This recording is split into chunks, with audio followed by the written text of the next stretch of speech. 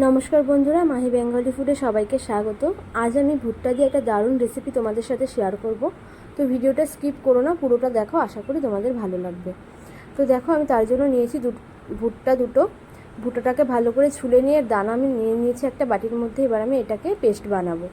তো তার জন্য একটা মিক্সির মধ্যে আমি ভুট্টার দানাগুলোকে প্রথমে দিয়ে দেব। তারপর আমি এর মধ্যে দেবো 2টো কাঁচা লঙ্কা।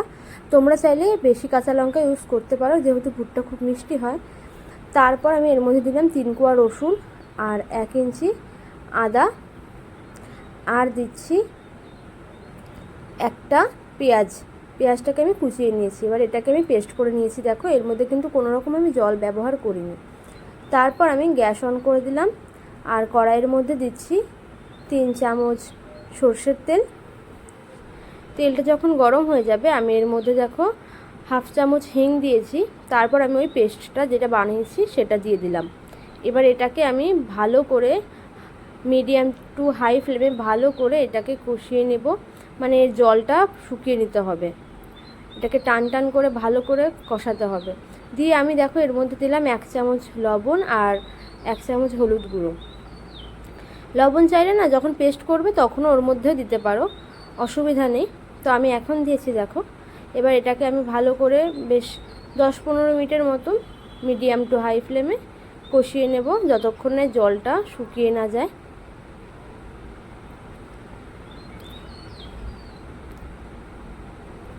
এর মধ্যে আমি আর অন্য কিছু ব্যবহার করছি না, দেখো খালি নুন আর হলুদই দিয়েছি। তারপর দেখো আমি একটা থালা নিয়েছি, ওটা হয়ে গেছে, গ্যাস বন্ধ করে দিয়েছি। থালার মধ্যে দিলাম দেখো কিছুটা সাদা তেল। দিয়ে সাদা তেলটা দেওয়ার পরে সাদা তেলটা থালার চারপাশে ভালো করে সেট করে দিতে হবে। এবার আমি এর মধ্যে ওই পেস্টটা যে বানিয়েছিলাম ওটা দিলাম দেখো। দিয়ে এবার এটাকে সুন্দর করে একটা চামচ কিংবা হাতের সাহায্যে যেভাবেই হোক সুন্দর একটা শেপ দিতে হবে। যেহেতু এটা খুব গরম, তো আমি দেখো এটা খুন্তি দিয়েই করলাম। তারপর আমি দেখো এটা যখন সুন্দর করে শেপ দিয়ে দিয়েছি, এবার এর উপর দিয়ে আমি কিছু সাদা তেল দিয়ে দিলাম। তোমরা চাইলে এর মধ্যে কালো জিরাও দিতে পারো, কোনো অসুবিধা নেই। কালো জিরা দিলেও খুব সুন্দর লাগে খেতে। এবার এটাকে আমি 10 থেকে 15 মিনিটের মতো দেখো ফ্যানের তলায় রেখেছিলাম। 10 থেকে 15 মিনিট পর দেখো এটা কি সুন্দর হয়ে গেছে। এটাকে আমি এবার একটা চাকুর সাহায্যে ভালো করে কেটে নিচ্ছি, মানে পনিরের মতন পিস করে নিলাম। ছোট ছোট করে পিস করে নেব।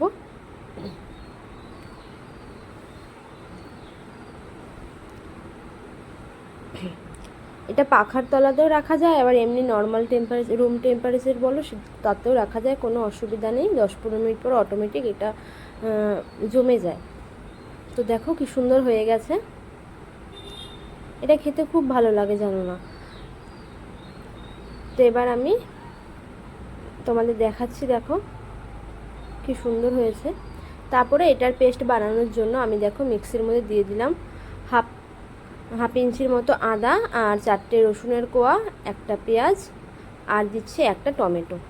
নিয়ে এবার এটাকে আমি ভালো করে পেস্ট করে নেব। তারপরে দেখো কড়াইতে আমি দিয়েছি সর্ষের তেল। তেল গরম হয়ে গেলে আমি এর মধ্যে দিলাম দেখো একটা শুকনো লঙ্কা, 1 চামচ জিরা আর 1/2 চামচ হচ্ছে তোমার হিং। এরপর এর মধ্যে আমি 7-8টার মতন কারি পাতা দিয়েছি। এবার আমি এর মধ্যে যেই পেস্টটা এইমাত্র বানালাম সেটা দিয়ে দিলাম। দিয়ে এবার এটাকে ভালো করে মিডিয়াম ফ্লেমে আমাকে ভালো করে কষিয়ে নিতে হবে। এবার আমি এর মধ্যে দেখো দিচ্ছি 1 চামচ লবণ, 1 চামচ হলুদ গুঁড়ো দেব, 1 চামচ ধনে গুঁড়ো, সব কিছু 1 চামচ করে দেখো দিচ্ছি। 1 চামচ হচ্ছে তোমার কাশ্মীরি লঙ্কার গুঁড়ো, আর এটা হচ্ছে এমনি নর্মাল যে ঝাল লঙ্কার গুঁড়োটা হয় সেটা দিলাম, আর 1 চামচ জিরে পাউডার দিয়ে ভালো করে এটাকে আমি মশলাটাকে কষিয়ে নেব। মিডিয়াম ফ্লেমে মশলাটা আমি কষাচ্ছি দেখো। প্রায় 5-6 মিনিটের মতন মশলাটাকে আমাকে এভাবে কষিয়ে নিতে হবে। 5-6 মিনিট পর দেখো আমি এর মধ্যে দিয়েছি 1 চামচ আমচুর পাউডার।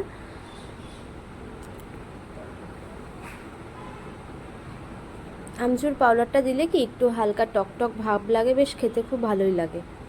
তারপর দেখো মশলাটা আমি অনেকক্ষণ কষিয়ে নেওয়ার পর মশলাটা যখন কষে গেছে, আমি এর মধ্যে দেখো প্রথমে অল্প একটু জল দিয়েছি, দিয়ে মশলাটাকে ভালো করে কষিয়ে নিলাম। তারপর আমি এর মধ্যে আবারও একটু জল দিয়ে দিলাম, মানে মোট তোমার 1 কাপের মতন আমি এর মধ্যে জল দিয়েছি। এই রেসিপিটার না বেশি তোমার জল জল মানে করে না, একটু গাঢ় গাঢ়ই হয়। এবার এর মধ্যে আমি 2টো কাঁচা লঙ্কা চেরা দিয়েছি, আর জলটা যখন ফুটে এসছে আমি এর মধ্যে সেই ভুট্টা যে পিসগুলো করে রেখেছিলাম সেগুলো দিয়ে দিচ্ছি। দিয়ে এটাকে বেশ মিডিয়াম ফ্লেমেই তোমার 5-10 মিনিটের মতন ভালো করে ফুটিয়ে নেব। তারপর আমি শেষের দিকে দেব এর মধ্যে 1 চামচ গরম মশলা আর কিছুটা ধনেপাতা কুচি দিয়ে। দেখো এটা আমার রেডি হয়ে গেছে, জলটা খুব সুন্দর শুকিয়ে গেছিলো। তো দেখো কেমন লেগেছে তোমার এই ভুট্টার রেসিপিটা আমাকে জানিও প্লিজ। ভালো লাগলে একটা লাইক একটা শেয়ার অবশ্যই করে দিও।